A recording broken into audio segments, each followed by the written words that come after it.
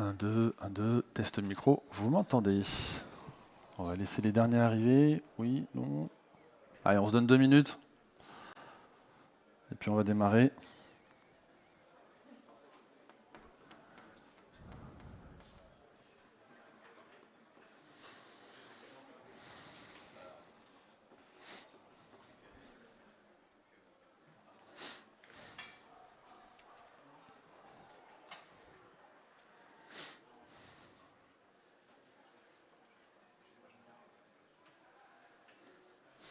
Allez, c'est parti. Bonjour à tous, merci d'être venus. Et puis surtout de rester jusqu'au bout, parce qu'on est sur le dernier slot, et c'est pas toujours facile. Moi, je vais vous parler, donc on est dans un slot de cybersécurité, je vais vous parler d'analyse comportementale. On va découvrir ça ensemble assez rapidement, et puis on va avancer là-dessus. Qui je suis? Rachid Zarwali, vous l'avez peut-être vu à peu près partout. Je suis un indépendant, j'ai monté ma propre structure, Seven Sphere, il y a une personne dedans, c'est moi. Et j'ai la chance de naviguer dans pas mal de programmes entre guillemets communautaires, notamment tu as du CNCF qui a été annoncé à la dernière KubeCon. Je suis un Azure MVP et puis du coup je collabore pas mal avec Snyk côté sécurité et depuis à peu près aussi longtemps que je fais du conteneur avec les équipes de Docker et puis du coup vous avez mes infos si vous voulez voir un peu ce que je fais, ce que je raconte. Spoiler alerte, je raconte pas toujours des trucs très sérieux. Voilà, c'est juste je vous le dis. Mon activité, vite fait, pour faire très simple, mon objectif, c'est d'accompagner l'ensemble de mes clients dans toute la sphère cloud et de pouvoir offrir des solutions à peu près tous les niveaux. Je n'ai pas forcément l'objectif d'être expert en tout, déjà c'est pas possible, mais au-delà de mes domaines d'expertise, je vais chercher à apporter des solutions complémentaires, souvent par l'intermédiaire de partenariats technologiques, comme Sysdig notamment, ou Snyk, et puis du coup d'essayer de répondre aux besoins. Le besoin il peut être assez simple comme un audit de sécurité sur un cluster Kubernetes, comme ça peut être un lift and shift, ou aller construire un cloud privé, que ce soit chez un hébergeur ou dans des data centers, pour vous donner à peu près le scope, et on embarque dedans tout ce qui va être monitoring, recherche de la performance applicative, accompagnement des développeurs, tout ça. Et puis à côté de tout ça, je fais pas mal de trucs, ma femme vous dira un peu trop. Sur la partie communautaire, j'organise des événements, puis du coup, je viens ici partager un peu mon retour d'expérience. Pour se mettre dans le bain, direct, le schéma que vous avez là, du coup, qui n'est pas de moi, hein, qui est d'InfraCloud, décrit une CI/CD telle qu'on aurait l'habitude de le voir, avec à peu près tous les steps qui nous intéressent depuis la naissance du projet jusqu'à sa livraison dans la plateforme de production, avec tout ce qui va bien. On est dans une track de cybersécurité. Nous, ce qui va nous intéresser ici, c'est ce qui a été mis en rouge. Et on remarque que, assez logiquement, la sécurité est quand même partout, ou devrait être partout. Vous avez du scan Docker, vous avez la recherche de vulnérabilité, les analyses statiques, les analyses dynamiques. On a mis à peu près tout ce qu'on devrait avoir dans une chaîne de CI/CD, SSDLC, pour ceux qui n'ont pas forcément en tête l'acronyme, c'est Secure Software Development Lifecycle. En gros, comment est-ce que je vais intégrer la sécurité au plus tôt dans mon process de développement et du coup intégrer continuellement au fur et à mesure des évolutions que je peux faire sur mon application, sur mes plateformes, la démarche de sécurité. On a un premier petit problème, donc ça c'est un rapport qu'a fait Snyk. Le rapport il est assez clair. En gros, on met plus de 90 jours en moyenne pour fixer une vulnérabilité. C'est-à-dire qu'à partir du moment où votre système de CI/CD vous dit tiens, ce truc-là, il n'est pas censé être là. Il y a une faille plus ou moins critique. Tu devrais, j'en sais rien, mettre à jour curl, faire une mise à jour sur la pile SSL ou autre. En moyenne, on se rend compte que du coup, on a un peu plus de 30 jours, enfin on a un peu plus de 3 mois, pardon. Et 3 mois, c'est beaucoup. 3 mois, c'est beaucoup. Nicolas vous en a parlé juste avant sur la partie mot de passe, sur la partie plateforme et application. À partir du moment où votre application est directement accessible publiquement sur le net, 3 mois, c'est énorme. Ça vous laisse un terrain de jeu qui est assez démentiel voilà, pour aller voir un peu ce qui se passe.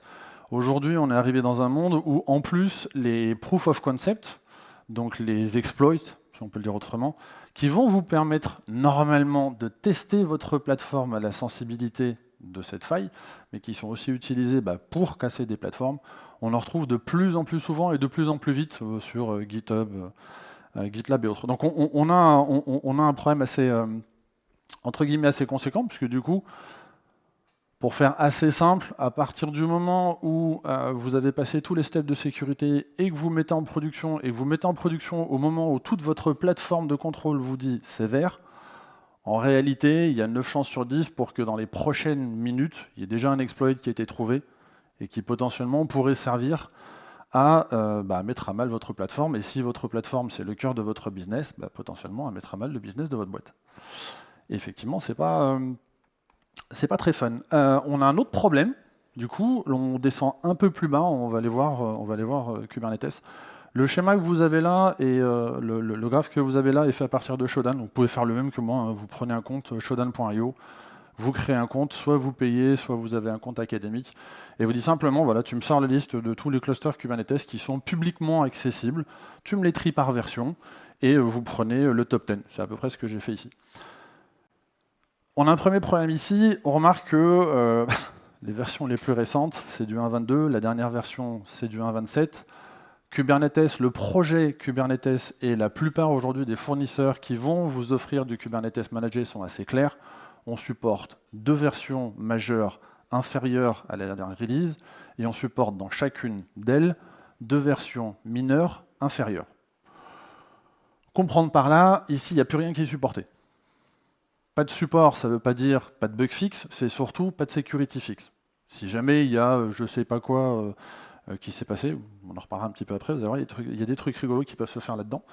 En fait, personne vous fournira un fixe, sauf si vous êtes attaché à un software vendor qui, lui, s'engage à maintenir pour vous cette version.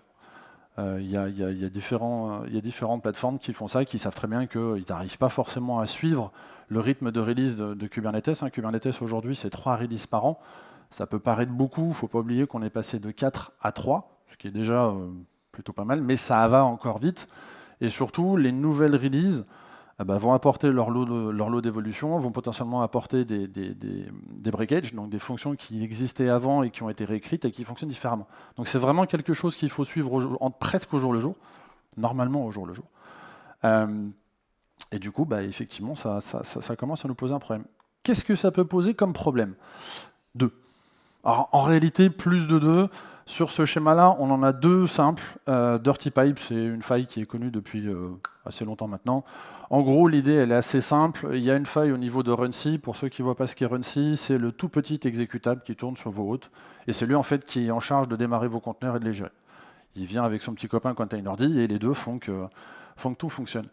Il y a une faille qui permet, en fait, simplement d'aller réécrire le binaire runC à la volée et de lui faire exécuter n'importe quoi.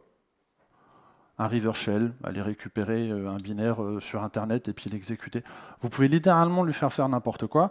Ça vous l'apporte à quoi ? De façon assez simple, des escalades de privilèges, la compromission du cluster, la compromission de votre plateforme, ce qui est déjà assez grave. Plus grave, Nicolas en a parlé tout à l'heure, vous avez accès à toute la plateforme, aller choper les secrets et choper les mots de passe de base de données et faire de l'exfiltration, et puis du coup revendre ça sur le dark web. Je pense que Nicolas en a assez bien parlé. Voilà, vous avez un sacré terrain de jeu. Donc à cela, on pourrait se dire, ok, moi je fais attention, oui j'ai des hôtes, j'ai du Kubernetes, oui c'est pas super à jour, ok très bien, mais je fais attention à ce que le système sous-jacent soit lui à jour. Mes copains de chez Palo Alto, là, qui sont juste à côté, il y a 2 personnes chez eux qui font partie de l'unité 42. L'unité 42 chez Palo, c'est ceux qui font de la recherche de failles. Et en fait, ils ont publié un paper que vous avez là, et qui a été montré à la KubeCon Europe, si je ne dis pas de bêtises, 2022, l'année dernière, qui explique en fait comment on peut assez facilement exploiter les faiblesses de daemon set. Les daemon sets sont des applications qu'on va déployer dans le cluster et qui en général ont des droits privilégiés. Système de monitoring, Cert Manager par exemple, pour ne pas le citer, pour tout ce qui va être gestion des certificats et ainsi de suite. Et en fait, ils vous montrent comment est-ce qu'on va pouvoir utiliser certains de ces daemon sets pour lesquels les configurations n'ont pas forcément été suffisamment bien travaillées, ou en tout cas à l'époque bien travaillées, pour aller récupérer un token. Il y en a un qu'on cherche, Controller Aggregation, qui lui, en fait assez simple, vous rend cluster admin. Et on vous montre de façon assez simple que dans toutes les versions qui sont là, absolument toutes, sauf patch particulier du cloud provider, je précise, en fait, les tokens sont en clair dans le file system de tous les nœuds. Donc vous associez ça à Dirty Pipe, c'est assez facile, vous récupérez tous les tokens, c'est du base64, jwt.io. Tiens, lequel compte m'intéresse? Ah, c'est bon, j'ai trouvé le compte qui m'intéresse, je me fais passer pour un tel, je remonte, je prends la main sur le cluster et je m'amuse avec. C'est le premier point. Je dirais, c'est peut-être déjà pas mal. Vous me voyez peut-être arriver. En fait, des failles, il y en a partout. Ça, c'est l'OWASP qui le publie et qui donne une liste donc, des 10 points de faiblesse d'un cluster et de là où on peut les retrouver dans un cluster. Le schéma, il est assez clair. On en retrouve partout. Il n'y a pas un endroit dans votre cluster aujourd'hui que vous devez, entre guillemets, négliger. Le cas le plus simple, vous avez des mots de passe admin de votre plateforme e-commerce qui ne sont pas forcément, entre guillemets, suffisamment forts. Je prends l'exemple de WordPress parce que c'est une démo que je faisais passer un temps assez souvent. WordPress, c'est assez facile. Vous trouvez une version qui est un peu faiblarde, pas mise à jour. Faites un brute force sur le compte admin. Vous uploadez un PHP shell, vous faites un river shell, vous avez pris la main sur le pod, vous tombez à peu près dans le même contexte que je viens de vous énoncer. C'est fini, vous avez pris la main sur le cluster, vous récupérez l'info, vous jouez avec. Récupérer la base d'un WordPress, je ne suis pas certain que ce soit ça que vous allez pouvoir vendre sur le dark web. Par contre, aller faire du minage, je vais y arriver, de Bitcoin quand vous tombez sur des gros clusters où il y a 10, 20, 30, 40, 50, 100 nœuds, ça commence à devenir intéressant. Et encore une fois, c'est très, très, très facile. La réponse qu'on pourrait avoir dans ces cas-là, c'est se dire, ok, en fait, très bien, j'ai compris, moi je vais suivre les recommandations de l'OWASP, je vais aller m'associer avec un certain nombre de personnes. Et je vais faire en sorte, du coup, à un temps T, j'insiste, à un temps T, de respecter toutes les bonnes pratiques. Donc avoir une politique de rôle qui est forte, ne pas stocker mes secrets dans le cluster, mais les mettre à l'extérieur, bref, tout ce qui va bien. On n'est pas très très loin de Marseille. En gros, ce qu'on essaye de se dire, c'est que on fait tout pour que quelqu'un qui ne veut pas être compromis soit le plus safe possible. La réalité, aujourd'hui, elle est tout autre. On va prendre le foot, on n'est pas très loin. C'est qu'en fait, quand on veut réellement s'infiltrer dans un cluster, même en ayant pris toutes les directives nécessaires, on est à peu près en train de faire ça.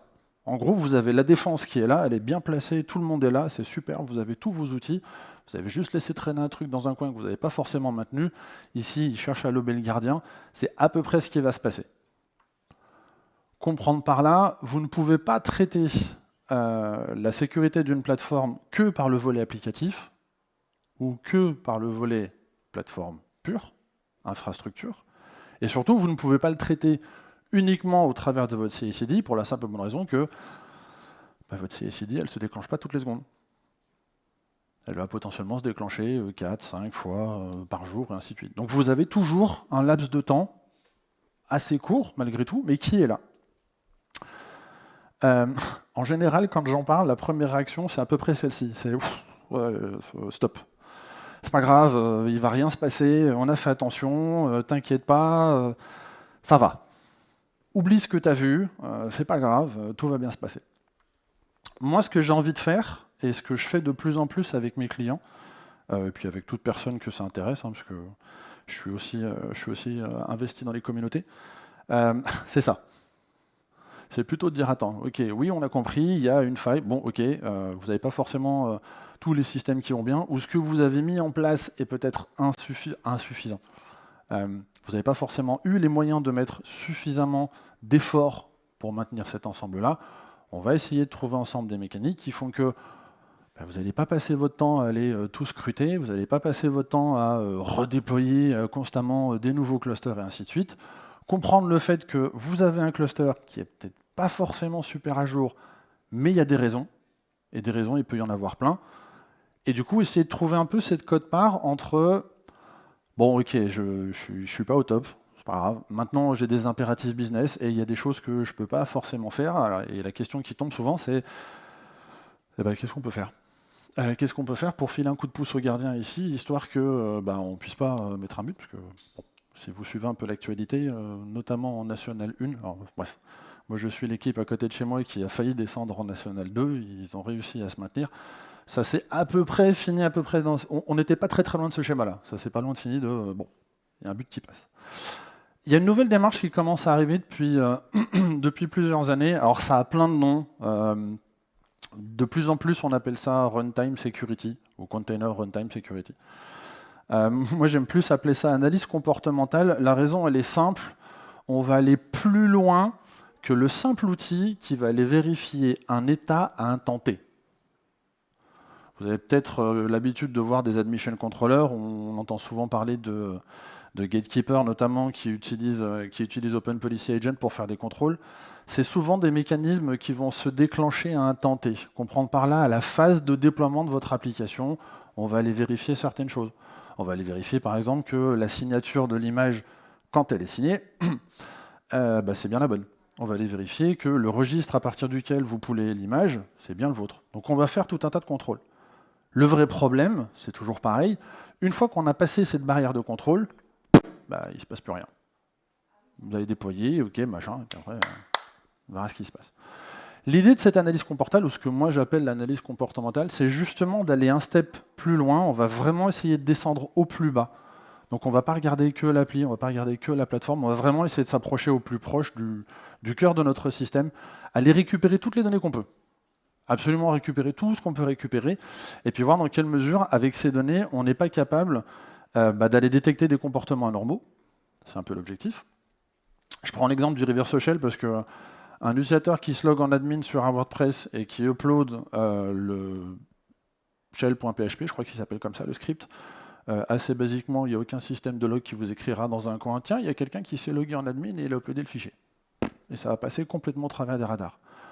Une fois qu'on a fait cette analyse-là, bien évidemment notifié. Dans le monde dans lequel on vit aujourd'hui, des systèmes de notification, je crois qu'on en a à peu près une vingtaine sur nos téléphones, devrait pouvoir trouver un truc qui convient à tout le monde. Attention, il y a notification et notification. C'est-à-dire que si votre équipe utilise, j'espère que ce n'est pas le cas, mais s'ils font du Slack, Teams, PagerDuty, Mattermost et puis je ne sais pas quoi, l'objectif c'est peut-être pas non plus de balancer entre guillemets la notification sur tous les systèmes en même temps. La raison elle est simple, c'est qu'en fait au bout d'un moment il y a trop de notifications, on ne la regarde plus, on passe à côté. Ça j'ai envie de dire c'est le step que moi j'essaye de pousser le plus souvent possible quand je travaille soit encore une fois sur des audits ou sur de la construction de plateformes. On peut aujourd'hui aller un peu plus loin et de plus en plus, il y a des outils qui vont être capables de faire de la rémédiation ou de l'auto-rémédiation. Comprendre par là, vous allez faire un certain nombre de configurations. J'ai un exemple après, il y a une petite phase de démo.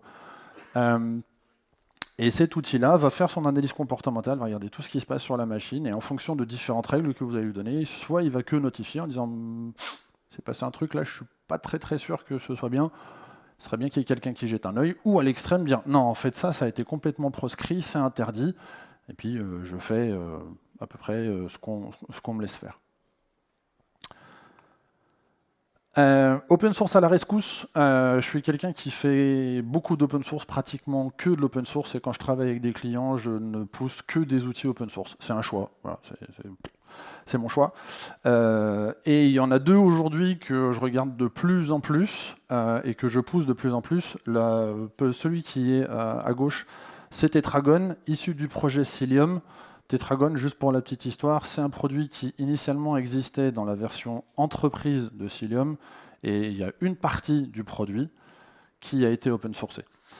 Falco, lui, a une démarche complètement différente. Falco est né dans l'open source, et il fait partie de la pile Sysdig Secure, pour ceux qui connaissent la pile de Sysdig. En gros, Sysdig Secure, c'est une plateforme SaaS qui existe, qui vous donne tout un tas de fonctions pour faire de la sécurité, et dans cette plateforme-là, Falco a été intégré, et du coup, les deux aujourd'hui utilisent la petite abeille qui est en bas, à savoir IBPF, qui permet justement de redescendre très facilement au plus bas des machines.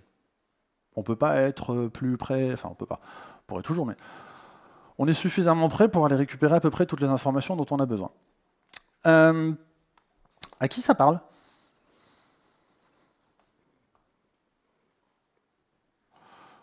OK. Pour ceux à qui ça ne parle pas, c'est un outil qui s'appelle Sysdig Inspect. Alors aujourd'hui, il est déprécié, si je ne dis pas de bêtises, ce qui est un peu dommage. C'est la genèse du projet Falco. Sysdig, en fait, le premier projet open source que Sysdig a fait est un produit qui s'appelle C-Sysdig, et en fait qui utilisait un driver. On n'était pas dans IBPF à l'époque, hein, ça a plus de 8 ans maintenant. Un driver qui se met, un driver kernel qui du coup va attraper tout ce qui se passe, et ils ont développé Inspect, qui lui permet justement de récupérer toutes ces traces en temps réel ou au travers d'un fichier, un peu comme vous le feriez sur la partie réseau avec PCAP, et puis du coup d'aller chercher des infos. C'était assez pratique, mais pour ceux qui ont joué un petit peu avec l'outil, c'est très verbeux, il y a très peu de filtres, et aller chercher l'information dont on a besoin, c'est enfin c'était en tout cas, vraiment compliqué. Il fallait vraiment avoir des connaissances assez profondes du système pour savoir quoi aller chercher, et après se dire, ah ok, en fait ce truc-là, il n'a rien à faire là. Falco est né, Falco est issu, en fait, hérite totalement de tous les travaux qui ont été faits autour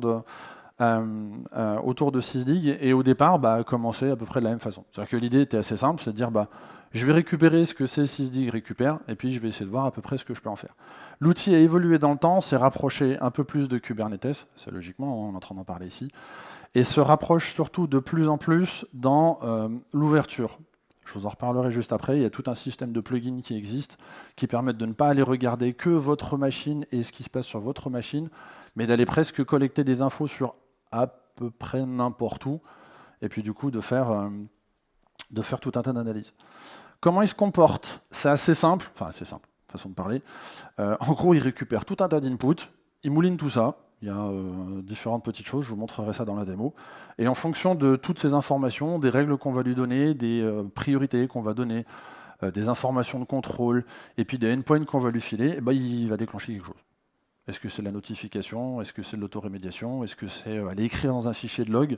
Est-ce que c'est aller exécuter un autre programme qui se trouve ailleurs et qui, lui, va faire autre chose? À vous de décider. L'outil a été bien conçu dans le sens où il est vraiment extensible, et son extensibilité a été poussée presque à son extrême, parce qu'en fait, vous n'avez plus qu'à développer un plugin, puis vous l'intégrez à peu près à ce que vous voulez. Il y a une grosse communauté derrière, et surtout, je trouve, après c'est un avis qui est strictement personnel, bien évidemment, mais je trouve qu'il est plutôt bien documenté, et c'est assez facile, entre guillemets, de mettre les mains dedans. Pour vous donner une idée de ce qu'on peut faire, Falco Detect, il notifie le petit bonhomme avec ses étoiles, avec ses ailes, je vous en reparle juste après. Et puis derrière, vous avez à peu près toute la pile. L'idée de cette colonne là qu'on a au milieu, c'est d'avoir une réflexion sur ce qu'on va appeler des response engines. Les response engines, c'est OK, tu as détecté quelque chose, OK, tu as compris que ça n'avait rien à faire là, OK, tu as notifié, maintenant on en fait quoi? On l'écrit dans un log, on va balancer ça dans une queue Redis, on envoie à, je sais pas, Kubeless, OpenFast, comment il s'appelle? J'ai mangé son nom. Ne revient pas. TriggerMesh, voilà. Et puis on en fait ce qu'on veut, ou est-ce que j'envoie ça dans la pile d'outils que mon cloud provider que j'ai choisi et celui dont je suis amoureux, du coup, me fait faire. À vous de voir, c'est un exemple de response engine qui existe, encore une fois. Vous pouvez faire à peu près ce que vous voulez avec. Comment fonctionne l'outil? Je vous l'ai dit, de base, c'est à l'origine comme ça que ça a été fait. Soit vous pouvez encore utiliser les drivers. Alors attention, la partie driver est plus trop maintenue, surtout maintenant avec l'arrivée d'IBPF. Vous pourriez être amené à devoir recompiler vous-même les drivers. Bon, on a à peu près autre chose à faire de nos journées, je pense. IBPF est maintenant bien supporté. Il y a une autre implémentation d'IBPF qui est plus performante que la première, qui est en cours de finalisation. Voilà, abandonnez les drivers, vous embêterez pas. Choisissez les plugins qui vous intéressent, ou développez votre propre plugin s'il n'existe pas. Filez ça à Falco. Falco fait quoi? Il prend un ensemble de règles, de rules, qui sont définies, et puis en fonction de ces rules, vous balancez ça à peu près ce que vous voulez. Encore une fois, la pile qui est là, que vous avez à droite, c'est juste un exemple. La seule limite, c'est... alors je devrais peut-être pas le dire comme ça, mais la seule limite, c'est votre imagination. Vous pouvez vraiment développer à peu près tout ce que vous voulez autour, enfin à peu près ce que vous voulez.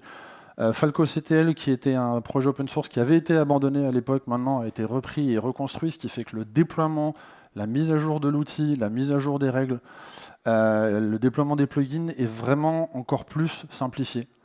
Si vous avez joué un petit peu avec Cilium, donc dans le monde, dans l'univers de Tetragon, bah, vous avez Cilium install avec les 2-3 paramètres qui vont bien, il vous installe la CNI, ça marche tout seul. Falco CTL fait exactement la même chose. Alors, Falco, il n'y a pas de CNI, mais l'idée est la même. Je vais vous donner rapidement un exemple d'implémentation. Celui-ci, il n'est pas de moi, il est de Microsoft.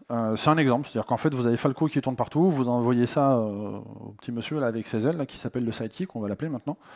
Vous balancez ça dans un event hub, donc c'est un des plugins que vous avez à dispo, et puis à partir de l'event hub, bah, c'est à vous de choisir. Ici, ce qu'on fait, c'est qu'on balance dans une logic app, et puis on envoie ça à Log Analytics, Sentinel d'un côté. Et pour les équipes sécu, on balance dans le SIEM en place, ici Splunk, et puis c'est le SIEM qui fait son boulot, le traitement, le machin, et le coup. Ça, c'est à peu près l'overview de ce qu'on peut faire avec Falco de façon très très très macro. Et ben, on va voir si j'ai Internet. Ce que je vous propose maintenant, c'est de vous montrer réellement ce qu'est l'outil. Alors, il est déjà déployé, je ne vais pas vous refaire la phase de déploiement, mais vous montrer comment il fonctionne. On va jouer avec une petite démo. Elle marchait il n'y a pas plus tard qu'il y a 1 heure, donc ça devrait continuer de fonctionner, j'espère. Et puis après, on va avancer concrètement. Et je ne suis pas au bon endroit. Hop là. Alors, j'ai la flemme, donc je vais utiliser Lens, parce que j'aime bien et que ça fait le boulot. Donc la plateforme que vous avez ici, enfin celle qui me sert à démo, donc Falco et puis ses petits copains, le Sidekick et puis d'autres trucs dont on parlera rapidement après, ont été déployés. Tout est déployé à partir d'Argo CD, à partir d'un repository Git, ce qui fait que quand je fais des modifs dans mon repo, c'est assez facile. Il y a des choses qui se font et ça m'évite d'avoir à faire des redémarrages et autres. Qui sont derrière. Si je vais dans le namespace Falco, ici j'ai tout un tas de pods qui sont démarrés. Ceux qui vont nous intéresser, c'est eux, les 3 qui sont là, Falco, puisque c'est eux en fait qui ont tout ce travail d'analyse. Ce travail d'analyse étant fait, il renvoie à ceux que vous avez juste au-dessus qui sont le sidekick, le super concentrateur qui lui va pouvoir s'interfacer avec tout ce qui se passe. Et la petite démo, on va utiliser un truc qui est en cours de développement, c'est embryonnaire aujourd'hui puisque le projet assaisonne, mais c'est un response engine qui s'appelle Talon. L'idée de Talon, c'est de vous offrir un modèle de configuration d'actions automatisées qui ont été préparées assez simple au format YAML. Je vous montre juste après, vous avez juste un YAML à faire et vous donnez 2-3 paramètres et puis en fonction des règles que vous allez utiliser, bah, il réagit ou pas. On va jouer. Je vais juste vérifier un petit truc quand même. Parce que j'aime bien. Ok.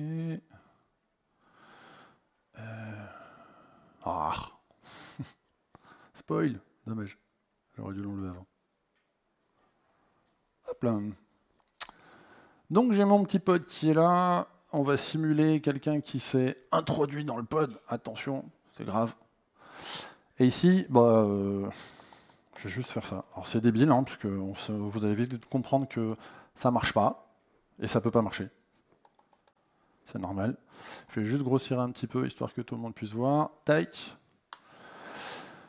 Et là, on me dit, bah, il se passe rien.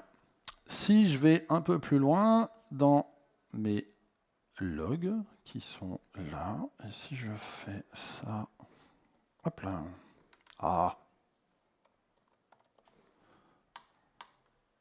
hop là, on va grossir un petit peu.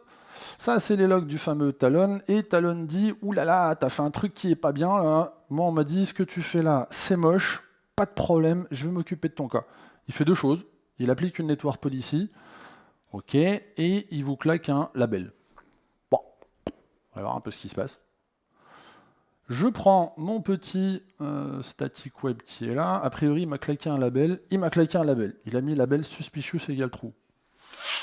Ce que tu es en train de faire, c'est peut-être pas forcément correct. Talon a dit, je t'ai claqué une network policy. Donc logiquement, je devrais, si moi le démo fonctionne, me retrouver avec une network policy quelque part. Hop, network policy, paf, j'ai ma network policy qui a été créée et automatiquement, ça a été... donc le network policy va permettre par la suite de bloquer le flux. 2 petites limites sur la network policy. Les network policy, quand vous êtes dans des CNI standards, ne s'appliquent qu'aux nouvelles connexions. C'est-à-dire qu'une fois que la première connexion a été initialisée, si vous appliquez une network policy, elle ne s'appliquera pas sur la connexion en cours. Pour ça, avec mes petits copains là, chez Falco, on est en train de travailler sur un petit truc. Tac. Donc ça, c'est mon repo qui me sert à mes démos, tout ça, tout ça. J'ai mon petit fichier de rules qui est là. Et je fais attention au temps, quand même. Ouais, c'est bon. J'ai du temps. Ça, c'est mon petit fichier. Donc c'est mes rules. Donc j'en ai une là-haut hein, qui dit rules, test, machin. Et il dit, tu vas matcher sur une règle qui s'appelle Danger, Unwanted, Outbound Connection, Destination, Priority, Critical. On verra après ce que c'est. Et on lui a dit ici, ton action, quand il y a un truc qui marche sur ce truc-là, tu me claques une network policy et tu continues. L'idée est assez simple, soit on fait qu'une seule action, soit on va pouvoir enchaîner plusieurs en fonction de ce qui est disponible côté Talon. Il y en a une que j'ai désactivée, on verra si j'ai le temps de la jouer celle-là. Donc en gros aujourd'hui sur Talon vous avez 3 actions, Network Policy, Labelize, celle qui met le fameux label rigolo, et Terminate. Terminate, l'idée elle est assez simple, c'est vous arrivez sur le pod, vous faites un truc, il détecte que c'est pas bien, boum, il dégage le pod. Du coup, ce qui devient super intéressant, spoiler alert, ça marche pas pour l'instant parce qu'on n'a pas encore la concaténation de toutes les règles, à terme, une fois que le produit aura évolué, ça va être de dire, bah, à partir du moment où tu vas détecter quelque chose sur un pod qui n'a rien à faire là, si c'est un flux réseau, tu me claques une network policy, tu dégages le pod. L'avantage, c'est que cette network policy, elle va s'appliquer sur un pod ou sur un namespace en fonction de ce que vous voulez faire. Toutes les autres tentatives, entre guillemets, qui pourront être faites par la suite, sont bloquées par la network policy. Un exemple que j'ai en tête, c'est Log4j. La fameuse faille là qui va un appel à l'extérieur, HTTP, pour aller faire des trucs. Vous claquez une network policy avec ça, vous êtes tranquille. Le premier, il passe, il se fait détecter, la network policy est appliquée, il se fait dégager. Le hacker, en général, ou son robot se tient, je me suis fait dégager, bah, je vais retenter, il peut retenter, ça ne remarche plus. Donc vous avez comme ça différentes façons pour faire l'action. La rules terminate, pourquoi je ne veux pas la montrer ici en fait, elle supplante toutes les autres règles et elle est absolue. Pour l'instant, c'est absolu. Qu'est-ce que ça veut dire? Ça veut dire qu'en fait, si je décommente ce bloc-là, en fait, il fera ni la network policy, ni le labelize. Il fera juste terminate, il va me dégager le pod. C'est pas vraiment ce qu'on veut. À la rigueur, que vous ayez un pod qui croûte, c'est censé être normal en production, et ça peut arriver, et ça ne doit pas normalement impacter votre qualité de service. Maintenant, si c'est pour que ça pète tous les pods sans jamais corriger le problème, vous voyez un peu arriver, c'est moins drôle. Puis au bout d'un moment, l'arrêt de service, vous allez quand même le prendre. Donc ça, c'est des choses qui sont en train d'avancer. Des response engine, il y en a plein. Ici, j'ai montré Talon et je vais vous montrer après comment se fait la configuration et d'où vient cette fameuse règle ici qui s'appelle Danger Unwanted, machin, machin, machin. Ce qu'on est en train de... Enfin, pas que moi, puisque c'est pas forcément moi qui développe l'outil, mais un des trucs qu'on est en train d'envisager, c'est d'intégrer Falco avec Trigger Mesh. Trigger Mesh est un outil qui existe et qui a déjà des systèmes d'intégration automatisés avec tout un tas de cloud providers. L'idée, ce serait de voir en fait comment est-ce qu'on peut chaîner un peu tout ça et étendre, sans avoir à redévelopper des fonctions dans l'outil, le champ des possibles. Ça pourrait être n'importe quoi, redémarrer un nœud, j'en sais rien moi, déplacer le workload sur un autre cluster et puis arrêter le premier parce qu'on est en train de se rendre compte qu'il a été compromis. Ça pourrait être déclencher une rotation automatique des mots de passe, changer l'ensemble des certificats TLS en une fois. On peut imaginer plein de choses. Pourquoi est-ce que pour moi c'est important? Je vous l'ai dit tout à l'heure, on met aujourd'hui à peu près 3 mois en moyenne pour corriger une faille. Et on est tous des humains, on a tous une vie à côté, on ne va pas non plus passer notre temps à corriger des failles, et il y a un moment, il faut qu'on puisse trouver des moyens qui vont aussi nous aider. L'autre intérêt de ces solutions-là, je pense aux gens qui font de l'astreinte. C'est que les gens qui font de l'astreinte, quand ils sont réveillés assez régulièrement, malheureusement à 4 h du matin, pour juste aller se connecter sur une machine et balancer une commande et puis se recoucher 2 minutes plus tard, peut-être qu'en fait on pourrait juste automatiser ça. Dire en fait on va peut-être pas les réveiller. On pourrait simplement automatiser ça, vous avez un response engine, l'action est détectée, il y a un truc qui est là, c'est pas bien, tiens, tu logs, t'envoies une notification, on verra ça demain matin, tu bloques, fin de l'histoire. Donc on peut, encore une fois, on peut vraiment penser à plein de choses. Les règles Falco, en fait, elles sont là, elles sont publiques hein, dans l'organisation Falco Security. Il y a un projet maintenant qui s'appelle Rules. Donc toutes les règles de configuration existent. Celles que vous avez là sont celles qui existent publiquement. Et en gros, l'idée, elle est assez simple, c'est que vous créez des macros. Les macros, en gros, c'est la concaténation d'événements ou d'informations ou de bouts de trucs que vous allez récupérer quelque part dans votre infrastructure dont vous avez besoin. Et à partir de ces macros, vous créez une règle. Et à cette règle, vous allez associer un output, donc quelles sont les valeurs que vous voulez envoyer à l'outil externe, et une priorité. Ici, en gros, ce qu'on fait, j'aurais peut-être pas dû faire ça. J'aurais peut-être pas dû passer full screen. Hop là. Ici, ce qu'on fait, je suis où? Je suis là. C'est que si je vais dans Falco, si je vais dans Resources, et si je vais dans mon YAML de values, que je vais passer assez vite, sinon vous allez voir des trucs que vous ne devez pas voir. Ici, moi, j'ai créé une petite règle qui est là. Celle-ci, là, qui est là. Et j'ai créé j'ai récupéré un certain nombre de macros existantes et j'ai créé les miennes. Et ici, en fait, ce que je cherche, c'est toute communication qui va être faite sur le port 8888. Et je dis, à chaque fois que tu vas trouver quelque chose qui tente de faire une connexion sortante vers le port 8888, tu m'annonces que, oulala, attention, c'est pas bien, ça c'est mon petit message, et c'est ce qui me permet de trigger Talon juste avant. Tu mets une petite description parce que j'ai quand même envie de savoir un peu ce qui se passe. Ta condition, c'est en gros reverse shell dest port, donc c'est où est-ce qu'il est? C'est cela. Port source et port destination, parce que j'aime bien regarder les deux. Et tu dis, en fait, ça c'est ton output. Et cet output qui est là, il renvoie plein de trucs, il renvoie la connexion, le nom, il renvoie surtout ici, ce qui nous intéresse. Hop là, c'est cette partie-là. Il nous renvoie le nom du pod, son namespace, la remote IP et le remote port. Ça, vous balancez ça à n'importe quel outil qui sait créer des network policy, il prend les infos et il vous crée les network policy en live. Ni plus ni moins. Pourquoi est-ce que j'ai mis ici pourquoi est-ce que j'ai mis pourquoi est-ce que j'ai mis un niveau de priorité? Parce que j'ai envie de savoir à un moment est-ce que c'est critique ou pas. Et en fonction de la criticité, j'ai peut-être une autre règle ailleurs qui va dire quand c'est critique, tu vas écrire dans le SIEM. L'idée, encore une fois, c'est toujours pareil. On ne va pas réveiller quelqu'un à 4 h du matin, on a réveillé un truc, ok, c'est bon, on a géré. Écrit dans le SIEM qu'il s'est passé un truc qui n'est pas bien, et puis l'équipe sécurité, quand elle vient le lendemain matin, elle verra ce qui se passe. Et puis elle pourra discuter avec les équipes. Petit exemple de notification. Je suis bien dans le temps. Alors, je ne sais pas si on voit bien, donc je vais essayer de grossir un petit peu. Paf. Donc ici, j'ai ma première notification qui est là. Ça, c'est Falco qui dit « Oulala, j'ai détecté un truc qui n'est pas bien ». Et vous avez toute la pile qui va bien, le niveau de priorité, les infos, machin dont vous avez besoin. Et juste en dessous, celui qui intervient, c'est le fameux Talon, qui dit « Ok, j'ai compris, je vais faire une première action, c'est Network Policy. Et la Network Policy que je vais appliquer, c'est celle qui s'appelle Rule Test Network Policy. » Vous voyez que le nom est très bien choisi. Et il vous dit sur quel événement il est exécuté. Quand ça se passe bien, vous avez ce petit message qui est là, qui vous dit static web machin, c'est le nom de mon pod, created. Quand ça se passe mal, j'ai des exemples un peu plus hauts, vous allez voir. Ça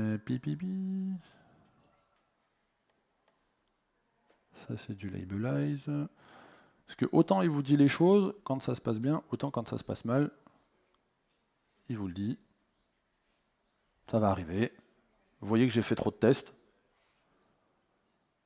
Created, je l'ai plus, donc je l'ai effacé. C'est bien.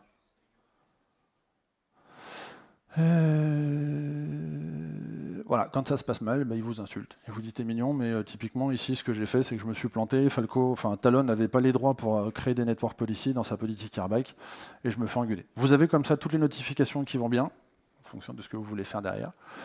Et puis du coup, encore une fois, à partir de ce que vous voulez mettre en place, vous pouvez comme ça récupérer l'info. Pourquoi est-ce que j'ai présenté Falco et pourquoi je n'ai pas présenté Tetragon? Je vous l'ai dit un petit peu tout à l'heure, mais j'ai rien contre le projet Tetragon. J'ai des très bons copains chez Isovalent et je trouve que ce qu'ils font, c'est assez génial, notamment sur la partie CNI. Ils ont des projets assez démentiels. Tetragon est encore un peu jeune, il n'y a pas d'UI. Vous allez voir, je vais vous montrer ça. Et malgré toute la puissance de l'outil, pardon, et ça c'est un aveu, enfin c'est une vision qui est strictement personnelle, on n'a pas encore la maturité de Falco. Et le choix qu'a fait Falco dans ses politiques de gestion est de dire, nous par défaut on ne bloque pas, on veut d'abord détecter et notifier. C'est toi qui vas les bloquer. Là où Tetragon, potentiellement dans ses politiques de tracing, peut arriver et aller interagir peut-être parfois un peu trop vite. Encore une fois, je fais du Falco depuis à peu près aussi longtemps que le produit est né, je fais du Tetragon depuis pas si longtemps que ça. Et du coup, je suis en train effectivement de comparer les deux, et puis peut-être qu'un jour on se reverra sur un talk qui fait une vraie comparaison entre les deux, où on pourra voir les avantages et inconvénients. Ce qui est intéressant, c'est que cette notion-là devient de plus en plus importante. Il y a beaucoup d'efforts qui sont faits. J'aurais pu vous parler d'un autre produit qui s'appelle CubeArmor, qui utilise Falco et qui vous permet de créer tout un tas de politiques, SE Linux, AppArmor, seccomp, uniquement à partir de YAML. Qui a déjà joué avec seccomp? Qui a déjà pleuré devant une politique seccomp? Ok. Si vous ne voyez pas, juste jetez un œil et vous regardez. Prenez un outil qui s'appelle Bane, B-A-N-E. Vous démarrez Nginx et vous dites à Bane, génère-moi la politique seccomp qui correspond à Nginx. Juste, vous regardez la politique, vous essayez de la comprendre. Si vous arrivez à la comprendre en moins de 5 minutes, vous m'envoyez un petit mail, on se retrouve quelque part, je vous paye une bière. C'est à peu près ça l'idée. Je vous parlais du UI, je vais finir là-dessus, parce que je vois le temps qui file. Et là, je vais tricher. Je vais faire un truc qui n'est pas bien, mais je vais le faire quand même. Ils sont où mes services? Mes services, ils sont là. Toc. Je vais aller dans le namespace de Falco. Je vais prendre un de ceux-là, je ne sais plus lequel. Allez, s'il te plaît. Ouais, celui-là, youpi, j'ai pris le bon. Hop. Non, pourquoi remove? Et oh. Ah, forward. Voilà, c'est ça que je cherche. Tac. Si j'avais voulu faire les choses bien, j'aurais eu une belle URL avec un joli certificat, on aurait pu avoir accès au produit. Bon. J'ai pas voulu.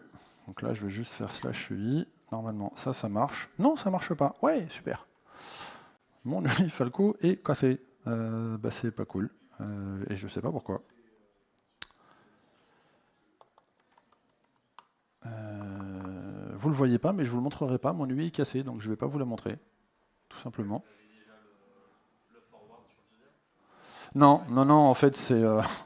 je sais pas pourquoi il veut pas me renvoyer... il veut pas me renvoyer vers lui, donc c'est pas grave. Je vous la montrerai pas. Je vous laisserai découvrir. Tant pis. Puisque j'en ai pas d'autres. Mais en gros, l'intérêt de Falco, c'est d'avoir une UI, et cette UI, du coup, vous permet d'aller fouiller dans tous les niveaux de sécurité, d'aller voir un peu ce qui se passe. Et surtout, si lui vous convient pas, Falco vous permet d'envoyer ça à Grafana et de faire vos propres graphes. Vous avez déjà du Grafana en interne, vous avez tous vos dashboards. Vous dites au sidekick, tu m'envoies ça dans, je sais pas quoi, Elasticsearch, Influx, ce que vous voulez, et vous faites vos graphes. Et ce que je vous propose, ah bah non, vous voyez pas, parce que je suis pas au bon endroit, c'est de répondre à vos questions. Si vous voulez découvrir les outils, je vous ai mis tous les liens, les slides seront publics.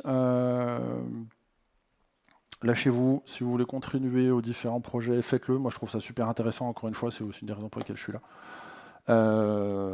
Et puis vous l'avez peut-être vu, c'est pas forcément si compliqué que ça d'approche. Il y a un petit peu de travail, bien évidemment, mais il y a des choses assez simples qui se font. Voilà. Si vous avez la moindre question, il nous reste à peu près 5 minutes. Ouais.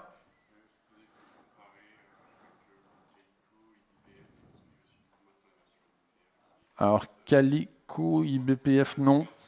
Non. Bon, si, complètement. Mais non, pas encore.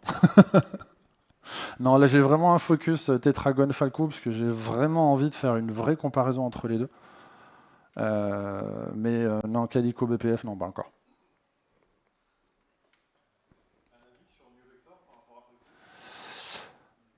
Alors New Vector faisait ça d'autant que je me souvienne, différemment, et agissait surtout sur la pile réseau.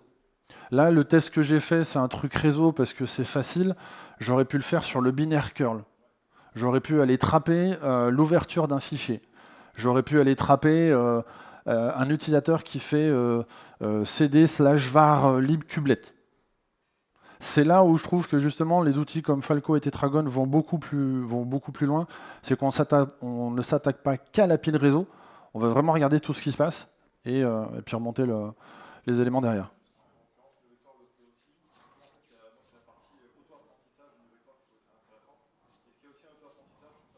Non. Enfin, en tout cas, pas dans la version open source. Dans la version SaaS, donc qui est derrière Sysdig Secure, Sysdig a ses propres moteurs qui, eux, font de l'apprentissage et quand vous payez la souscription, peuvent vous pousser automatiquement des règles. C'est notamment, si je ne dis pas de bêtises, comme ça qu'ils ont réussi à mitiguer une partie du fiasco qui a été Log4j. Et qu'ils ont pu pousser comme ça des règles un peu vite fait à leurs clients en disant ok, c'est bon, on a géré le cas.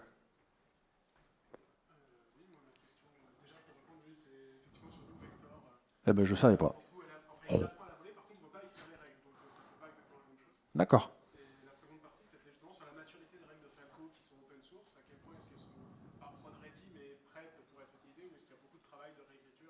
Alors, à mon sens, les règles aujourd'hui existantes sont totalement prod-ready. Tu peux y aller les yeux fermés. Toutes les règles qui étaient un peu dangereuses, typiquement le test que moi j'ai fait là sur la partie réseau, par défaut il est désactivé. Pour une raison simple, c'est que voilà, s'il commence à vous notifier sur la moindre connexion réseau, ça devient un peu du grand n'importe quoi. Mais tout ce qui est un peu tatillon ou sur des choses où ça va demander entre guillemets beaucoup trop d'analyse pour dire ah bah tiens, il m'a balancé 300 notifications sur des connexions réseau, est-ce que c'est les bonnes ou pas? Tous ces trucs-là ont été désactivés. Les règles existent et après tu peux les réactiver toi-même. En fait, elles sont à disabled true, si je dis pas de bêtises. Donc tu as juste à les mettre à false et puis elles se réactivent. Mais aujourd'hui, Falco est totalement production ready. Moi, je l'ai poussé il y a pas. On est quoi? On est juin, mars. J'ai poussé ça à un client en mars, il a découvert le truc et il joue avec, il fait son machin. Alors, ils sont pas encore en prod parce qu'ils veulent vraiment, comment dire, éprouver entre guillemets la solution. Mais jusqu'à maintenant, à chaque fois que leurs équipes sécu ont un petit peu joué et essayé voilà, de passer un peu au travers des filets, ils se sont fait attraper.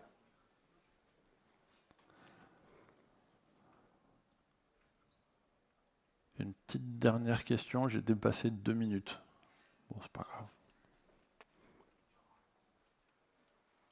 Moi, j'en ai une pour vous. Vite fait, comme ça, à main levée. Ouais, il n'y en a pas que. Il faut aussi que ça soit dans les deux sens. Je vais faire simple. Hein. Qui j'ai convaincu de jouer avec?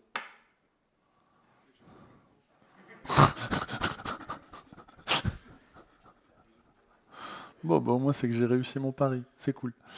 Eh ben, merci encore une fois d'être venu. Visiblement, ça vous a plu, donc c'est cool.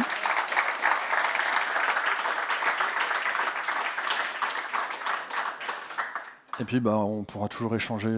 Il y a un cocktail, il y a des trucs là qui nous attendent. Donc, à vous de jouer. Ah oui, pardon, j'ai oublié. Le petit QR code qui est là, pardon, je l'ai fait un peu en loose day. C'est si vous voulez me suivre sur LinkedIn, vous flashez le QR code, ça vous envoie sur LinkedIn et ça vous rajoute dans mon réseau. Voilà.